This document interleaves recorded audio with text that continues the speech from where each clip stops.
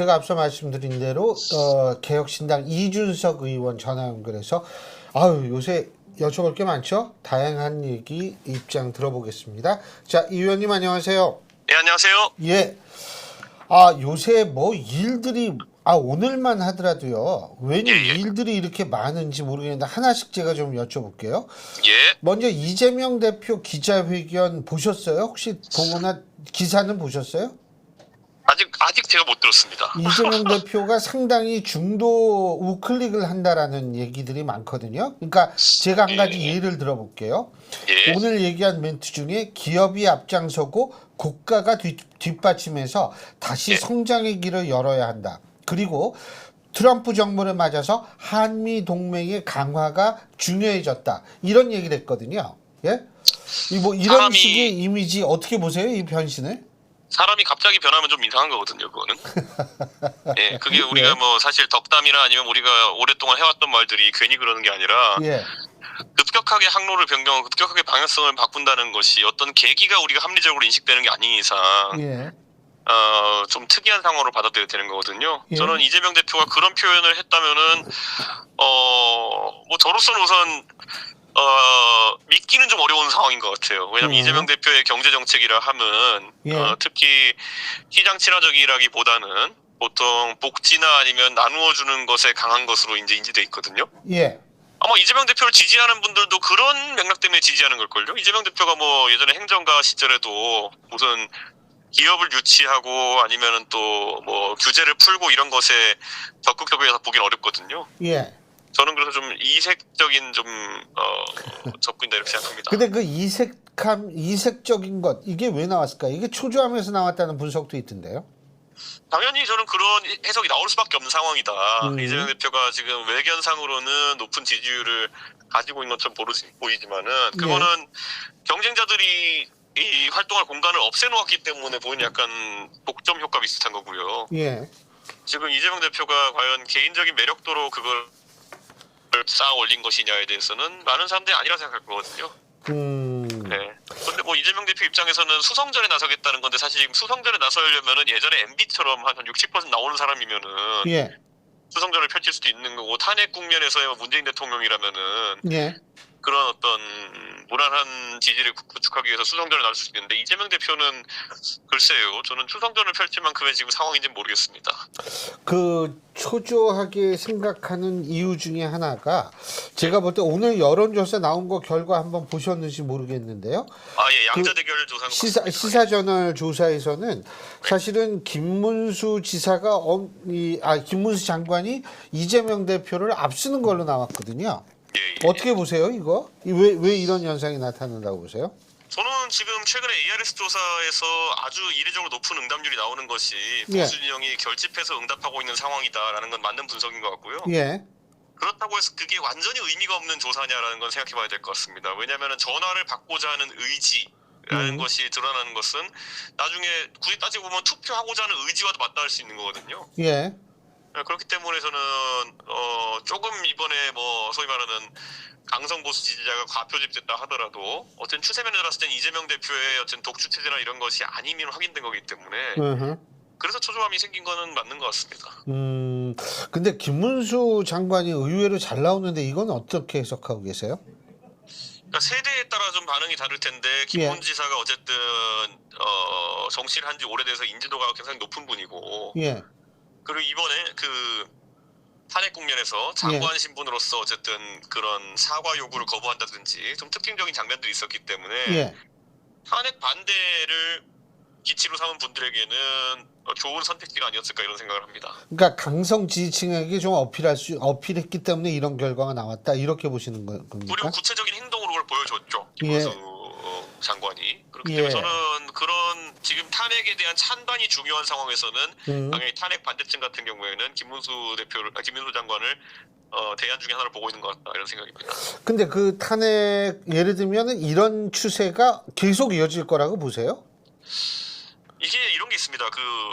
나중에 원래 연예인 중에도 보면은 페리스 힐튼이 왜 유명하냐 이렇게 물어보면요. 유명한 걸로 유명한 거거든요. 유명한 걸로. 페리스 힐튼이 유명하기 때문이거든요. 그런 것처럼 여론조사도 확실히 그 선거판에서 그런 기능은 있습니다. 예. 그러니까 그 여론조사가 어떤 조사이든지 간에 김문수 장관이 좀 높은 그런 선호도를 기록하는 조사가 이어지면은 이게 대세인가 보다 해가지고 각인 효과가 생기고 또 거기에 따라붙는 표들도 있거든요. 밴드웨건 효과가 나타나는 근데 거죠. 이게 뭐 아주 단단할지 모르겠습니다. 왜냐면 우리가 뭐 한 2달 전으로 시계를 돌려보면요. 예. 그때는 뭐 한동훈 대표가 그러고 있었는 데도 있었어요. 그래서 지금 이제 한동훈 대표의 위상은 그때에 비하면 2달 만에 확 바뀐 것처럼 저는 항상 보수 진영에서 그냥 가장 많이 얼굴을 보게 되는 후보, 가장 그냥 여론조사 이름 많이 보는 후보에 대한 그런 선호 투표 같은 게 분명히 있다 이렇게 보거든요. 예. 네. 그 이준석 의원께서도 출마하실 거 아니에요 이번에. 아니 만일 조기 대선이 이루어진다면. 만일 전 조기 대선이 이루어지면 출마 의향이 있습니다. 출마하실 거 아니에요. 예. 그러면은 사실은 김문수 장관이나 혹은 뭐 이 한동훈 전 대표나 홍준표 시장이나 오세훈 시장에 비해서 이준석 의원의 강점 뭐라고 보세요? 글쎄요, 저는 이제 대한민국이 지금 예. 이 탄핵 국면에서 예. 시대 교체나 세대 교체를 향해 가야 된다는 여론도 분명히 생기고 있습니다. 이게 어떤 분들은 대통령제의 문제다 이렇게 하지만요. 사실 대통령제가 아니라 다른 제도로 하더라도 예. 지금 시대적인 아젠다들을 못 담아내는 정치권에 대한 지적은 계속 있거든요. 아하. 지금 이미 뭐 트럼프가 가상화폐에 대한 정책들을 적극적으로 발표하고 AI에 대한 투자를 또 오늘도 얘기하고 이러고 있는 상황 속에서 과연 지금에 있는 정치판들로 그런 아젠다를 다룰 수 있을 것이냐에 대한 의구심이 들고 있는 게 사실이거든요. 예. 저는 그래서 판을 새로 짜자는 분위기가 나왔을 때 제가 강점이 있다 이렇게 생각합니다. 지금 윤석열 대통령 잠깐 말씀하셨는데 뭐 예. 사실 이준석 의원께서는 당대표 시절에 윤석열 대통령을 잘 알 거 아닙니까? 그죠? 예. 근데 이 윤석열 대통령이 지금 이런 상황에 이르게 된 가장 중요한 요인은 뭐라고 보세요? 저는 윤석열 대통령이 굳이 따르자면은 대한민국의 시스템 자체를 좀 부정했던 것이 아닌가라는 생각합니다. 예. 예를 들어 언론 같은 경우에도 지금까지 레거시 미디어나 이런 것들이 본인에게 다소 공격적으로 나오니까 이걸 부정해 버렸거든요. 예. 그러다 보니까 그럼 뉴미디어라고 하는 유튜브에 이제 매몰돼가지고 검증되지 않은 정보들 이런 것을 범람하게 만들고 저는 이게 윤석열 대통령이 국가의 대통령이 됐으면은 그 시스템이라는 걸 존중을 어느 정도 해야 되기도 하는데 당대표 그냥 마음에 안 들면은 몇 명이나 내쫓았습니까? 벌써 한 3-4명 되는 것 같은데 시스템에 대한 존중 자체가 부족했던 사람이고 사실 이분이 검사했을 때 스타 검사가 된 건 바로 그 시스템에 대한 부정 때문에 그 스타 검사가 된 거거든요. 권력이 불편할 만한 수사하고 이러면서. 예. 그러니까 저는 이런 국가 운영하는 데 있어가지고 시스템에 대한 부정을 하는 사람이 얼마나 위험한지를 이번에 국민들이 체험했다 이런 생각을 합니다. 그 윤석열 대통령이 그 유튜브를 그렇게 신뢰하는 이유가 뭐라고 보세요? 그러니까 보통 대통령 하면은 있잖아요. 네. 일반적으로 모든 이 정보의 정점에 서 있는 사람이라고 생각을 할 거고. 그렇죠. 근데 얼마 전에 기사를 보니까 그런 얘기를 했더라고요. 그 관저회관 의원들한테 방송이나 신문 보지 말고 유튜브로 열심히 봐라 그랬다고 얘기를 하는데 그렇게 유튜브에 이 애착 혹은 집착하는 이유가 뭐라고 보십니까? 결국은 알고리즘에 중독이 됐다 봐야 되는 거겠죠. 알고리즘이라는 것이 꼭 윤석열 대통령이 특징적으로 이상하다라는 것 이상으로 예. 사람에 대한 최적화를 잘한다. 예. 그러니까 윤석열 대통령과 비슷한 생각을 가진 사람들의 영상을 계속 틀어주게 되는 거고 거기에 매료될 수밖에 없는 그런 동조 효과 같은 것이 그냥 나타났던 것이고 예. 대통령이 되면 그래도 이제 뭐냐면 시간이 부족하고 또 많은 사람을 만나기 때문에 그게 좀 희석되는 것이 정상인데 예. 이분은 주변에 많은 사람만 만나서 솔직히 많은 여론을 듣게 돼 있는데 그게 아니라 그냥 저녁 자리에서는 술 마시면서 남에게 이제 다른 자신의 의견을 전파하는 데만 힘쓰고 그리고 또 밤에 또 이제 자기 전에는 유튜브 보면서 그런 어떤 음모론 같은 걸 취득하고 이 정도의 정보 소통 체계를 가지고 있었던 것이 아닌가 하는 게 굉장히 안타까운 그런 상황입니다. 저는 진짜 궁금한 게 이렇게 정보가 많이 올라와서 정보를 많이 듣게 되면 사실은 한편으로는 유튜브에서 또 어떤 음모론 같은 게 나오면 이거는 내가 들은 거하고 좀 다른데 이렇게 생각해야 되는데 그렇지 않은 거 보면 좀 굉장히 특이해요. 제 경험에 따르면 윤석열 대통령의 성정이라고 하는 것은 예. 초반에는 그런 사람들이 더러 있었습니다. 저 포함해가지고. 그런데 본인의 입맛에 맞지 않는 정보가 올라오면은 엄청나게 뭐라고 하면서 역정을 내는 경우가 많았죠. 그게 현실 세계에서도 알고리즘으로 동작하는 겁니다. 윤석열 대통령이 주변 사람들이 알아서 발췌해가지고 어떤 정보를 올리는 그런 사람 알고리즘이 동작했을 것이다 이렇게 예상합니다. 참, 아니 근데 또 한 가지는 뭐냐면 윤석열 대통령이 지금 헌법재판소에 나오는 탄핵 심리 과정에서 하는 얘기가 사실은 그 주위에서 이 장성들 이런 사람들 경찰 고위직들이 하는 진술하는 것과 너무 다르잖아요. 그리고 예를 들면 최상목 권한대행도 쪽지 받았다 그러는데 나는 쪽지가 뭐 나중에 언론에서 듣고 알았다 뭐 이런 식으로 얘기를 하는데 참 이 보는 사람이 좀 당혹스럽거든요. 그 부분은 어떻게 평가하세요? 저는 윤석열 대통령이 뭐 전략을 세워서 하는지는 모르겠지만은 김용현, 최상목 등의 인물과 그 진술이 엇갈리는 상황을 의도적으로 만드는 게 아닌가 생각을 합니다. 의도적으로 만든다. 왜요? 왜냐하면 지금 윤석열 대통령은 본인이 법률가이기 때문에 이번 탄핵 심판이 기각될 것이라든지 아니면 뭐 그런 기대는 안 할 거라고 저는 생각합니다. 그럼 오롯이 지금 그 의도는 지연에 있는 것이 아닌가 그런 생각하거든요. 근데 예를 들어 윤석열 대통령이 내가 김용현이라는 사람이랑 말이 그렇게 엇갈리는데 그러면 헌법재판관한테 재판관님 그 대질 좀 한번 해보시죠 이렇게 나올 수가 있어요. 대질 신문 좀 하게 한번 해주십시오 이렇게 될 수 있는데 그러면 그걸 현직 대통령이 그래도 대질 신문 요청하는데 예. 재판관들이 거부할 수 있을 것이냐? 아하. 거부 안 하면은 그럼 받아주면 하루거든요 그게. 저는 윤석열 대통령이 최근에 무슨 뭐 일부 의원들한테 정권 재창출에 대한 얘기를 했다부터 이런 게 나오는 게 예. 정권 재창출이라는 거는 본인이 탄핵된다는 걸 전제로 하는 거잖아요. 그러니까 탄핵이 됐을 때 본인을 예를 정치적으로 구해줄 수 있는 새로운 정권을 만들려면 어떻게 해야 되냐에 대한 그런 판단들을 하고 있다 이렇게 생각합니다. 그래서 최대한 그 탄핵 심판 자체를 지연시키고 그 중에 이재명 대표의 사법 리스크가 부각된다든지 아니면 이런 인형 대입구도가 좀 가중화된다든지 이런 어떤 정치적 노림수가 있는 게 아닐까 그런 생각을 합니다. 근데 제가 이게 참 궁금한 게 어제 있잖아요. 예. 제가 유승민 전 원내대표와 인터뷰를 했는데 예. 유승민 전 원내대표께서도 이런 말씀하시더라고요. 지금 민주당에서 이재명 대표가 후보가 된다는 것이 사실은 가장 이재명 대표가 약체라고 판단하기 때문에 뭐 그다지 나쁜 선택이 아니다 이런 식으로 얘기를 했거든요. 예. 근데 만약 그렇다면 왜 굳이 막 이재명 대표 그 사법 리스크가 현실화될 때까지 시간 끌고 왜 그래야 되죠? 저는 그 이재명 대표가 뭐 지금 상황보다는 예를 들어 2심 판결이 나와가지고 예.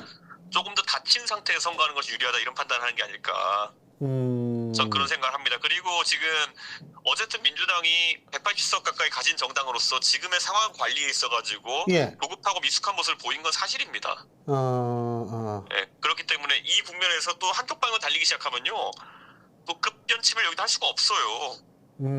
제가 오늘 그 국회에서 지금 민주당의 모 의원 저랑 친한 의원이랑 잠깐 지나가면서 대화를 나눴는데 저한테 그러더라고요. 이 의원 그 오늘 솔직히 이진숙 그 탄핵 기각 때문에 조금은 그 민주당 의원들이 당황하는 것 같다. 근데 저는 그랬어요. 아니 내가 과방이라서 잘하는데 이건 애초에 민주당 쪽에서 MBC 사장 그 바꾸는 걸 좀 저지하기 위한 그런 목적성 있는 탄핵이었지. 실제 탄핵 사유가 충분해서 한 탄핵은 아닌데 그거를 그렇게 받아들이냐 했더니 민주당 의원들은 또 그 세계관에서는 이게 탄핵이 될 거라고 생각했던 것 같아요. 그러니까 윤석열 대통령 측근들이 탄핵이 안 될 것이다. 본인 윤 대통령 탄핵이 안 될 것이다라는 생각이랑 거의 비슷한 멘탈리티. 그렇죠. 그러니까 그 이진숙 위원장에 대한 이런 탄핵에서 오늘 이 결과 나온 걸 보고는 이러다가 이제 이거를 정치를 세밀하게 들여다보는 사람이면 이진숙 위원장은 탄핵 사유가 좀 불충분했다는 걸 알고 있고 윤석열 대통령은 차고 넘친다는 걸 바로 알 수 있거든요. 예.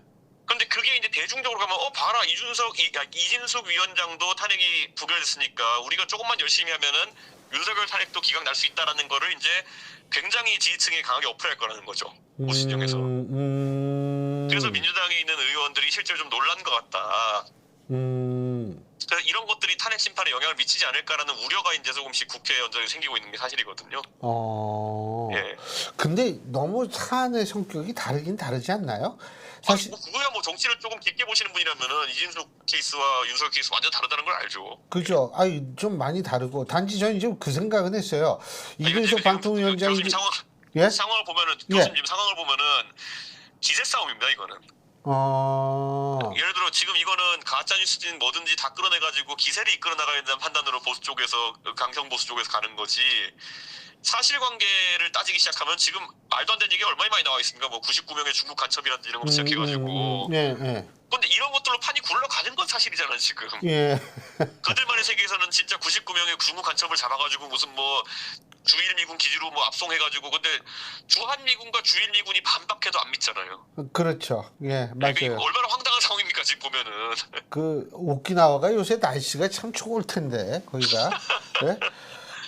근데 그 저기 저는 그 생각까지는 했어요. 이진숙 방통위원장이 이제 직무에 복귀하면 제가 볼 때 이제 이게 2인 체제로 결정한 것도 어쩔 수 없지만 인정할 수밖에 없다라는 식의 해석이 가능한 거 아니겠어요? 그러면은 이제 MBC 방문진 이사진이라든지 이런 데 다시 손을 댈 것 아닌가 이런 생각은 했었어요. 그렇죠. 근데 그런 절차에 바로 착수하겠죠. 그래서 그것까지는 했는데 야 이게 윤석열 대통령 탄핵이랑 또 이게 연결이 된다. 와, 그 생각까지는 못 해봤네요. 근데 제가 볼 때는 민주당이 예를 들면 이진수 방송위원장의 이 복귀를 이게 조기 대선이 있다라고 치면 5월이나 뭐 이때 만약 그렇게 가정을 하면 상당히 긴장할 수밖에 없겠죠. 방송 환경 좀 우려할 수밖에 없는 거 아니겠습니까?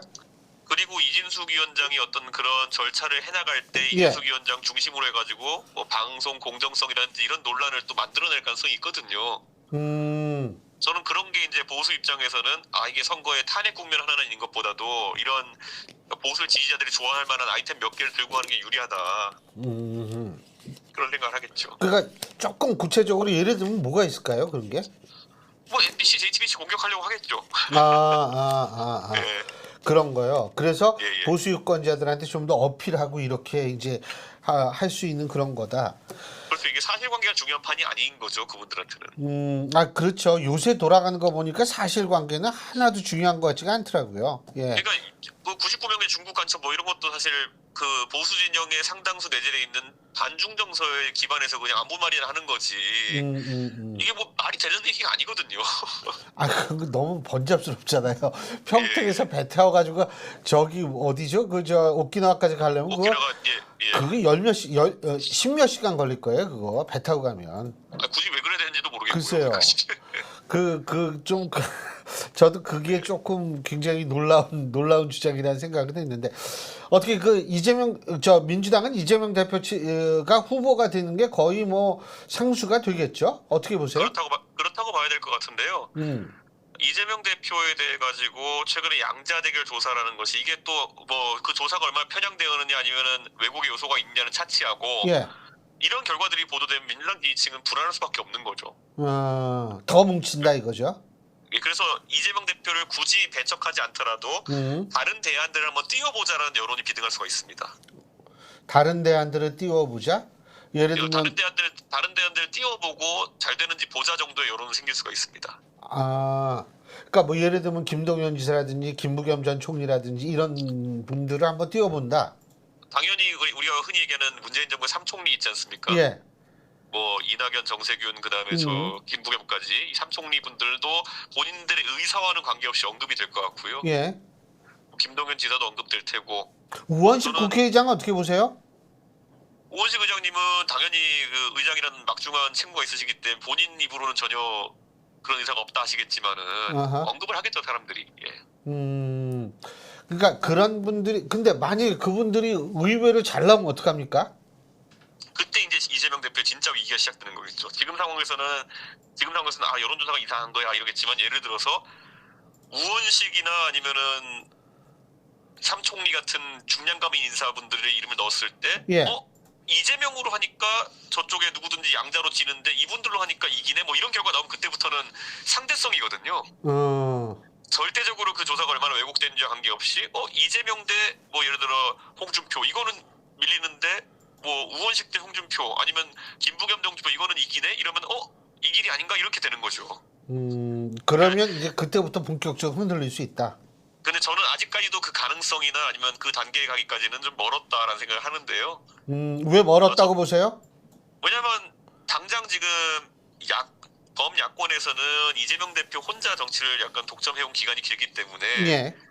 정치 고관여층은 예를 들어 뭐 김부겸 총리나 아니면은 뭐 아까 이낙연 총리 뭐 저런 분들을 다 기억하지만은 대중적으로는 약간 그분들에 대한 기억이 페이드아웃 되는 과정 중에 있었거든요. 예, 이번에 우원식 의장님이야 당연히 뭐 이번에 탄핵 과정에서 본인의 존재감이나 아니면 인지도를 많이 올리셨기 때문에 조금 다르겠지만은 그래서 저는 그 판은 좀 아직까지는 거리감이 좀 있을 거다 이런 생각이 듭니다. 근데 뭐 지금 민주당 쪽에서도 잠룡들이 좀 꿈틀거리긴 하더라고요. 예. 네. 그 이준석 의원님 좀 죄송하지만 요새 개혁신당도 만만치 않게 시끄럽더라고요. 예. 어떻게 전망하십니까? 뭐 그런데 저는 뭐 이 사태 처음부터 예. 이거 뭐 우리 사무처 당직자들이 허은하 대표 업무 지시나 이런 것들에 대한 불만이 많고 그래서 당이 조금 공전되는 것 같아가지고 제가 이거 허은하 대표 좀 결자 해지해라. 이거 뭐 사무처 당자냐면 풀 게 있으면 풀고 이런 식으로 얘기했는데 허은하 대표가 이제 급발진하면서 이제 본인의 사퇴 구명까지 이제 가는 거거든요. 저는 사실 왜 그런지는 잘 모르겠고 그런데 아무쪼록 지금 당원 소환 투표가 이제 내일부터 진행이 되는데 저쪽 인정 안 할 거려? 뭐 그럴 가능성이 있죠. 그런데 뭐 그거 관계없이 어떤 수치가 나올 것이고 그러면 그에 따라 가지고 당원들의 의사는 확인될 것이고 저는 뭐 그 뜻에 따라 가지고 당내 구성원들이 뭐 뜻을 모아서 해결해야 되지 않을까라는 생각하는 게요. 사실 이 당이 뭐 의석이 많은 것도 아니고 당원들이 내는 당비로 운영되는 당이거든요. 저희 국고보조금도 많지도 않아요. 네, 그렇기 때문에 당원들의 의사에 반하는 판단을 우리 구성원들이 한다면은 그건 어차피 좀 말이 안 되는 상황이 아닐까. 그래서 뭐 그 투표 결과를 뭐 섣불리 예측하기는 어렵지만은 당원 투표가 이루어진다는 관점에서 하나의 분수령이 되지 않을까 생각합니다. 어쨌든 지금 시국에서 이게 좀 빨리 수습이 돼야 되는 것 아닌가 이런 생각이 들 수밖에 없거든요. 아니, 저는 이해가 안 가는 게 저는 뭐 이런 상황을 만드나라는 생각이 들어가지고요. 예, 어차피 저는 제가 뭐 의원 되고 나가지고 뭐 당무라는 거는 사실 제가 원맨쇼당을 만들 수도 있었지만은 여러 사람이 경험해봤으면 좋겠다 해가지고 제가 전당대회 안 나가고 그래서 허은하 대표가 이제 당선돼가지고 하는 건데 근데 뭐 그 취지하에서 가는데 갑자기 뭐 상황 정치 이래 버리니까 저가 할 말이 내가 상황 정치한 거 있으면 하나만 얘기해 보세요 이렇게 말 못 하잖아요. 그러니까 실제로 상황 정치한 뭐 증거라는 게 나온 걸 봤습니까? 그러니까 저는 지금 굉장히 난감한 상황입니다 이게. 근데 뭐 좀 있으면 풀리겠죠 뭐. 그리고 이제 또 더 큰 이 게임이 시작이 슬슬 될 수도 있는 거 아니겠어요? 예? 좀 지켜봐야죠. 오늘 이렇게 바쁘실 텐데 인터뷰 위해서 고맙습니다. 감사합니다. 예, 감사합니다 교수님. 예, 고맙습니다. 예. 예, 지금까지 개혁신당의 이준석 의원과 얘기 나눠봤고요. 자, 신율의 이슈메이커 이번 주 순서는 여기서 줄이고요. 전 다음 주 이 시간에 여러분 다시 찾아뵙겠습니다. 다음 주 이 시간은 아니군요. 다음 주 이 시간에는 설 연휴이기 때문에 그 다음 주 이 시간이 되겠네요. 여러분 설 명절 잘 보내시고요. 설 명절 여러분 어떤 거라고 생각하십니까? 명절? 별거 아닙니다. 그건 우리가 365일 명절일 수 있는 게요. 보고 싶은 사람, 그 사람들과 함께 할 수 있는 것. 이게 바로 명절의 의미입니다. 여러분 뜻깊은 명절 보내시고요. 전 다다음 주 목요일 날 다시 찾아뵙겠습니다. 고맙습니다.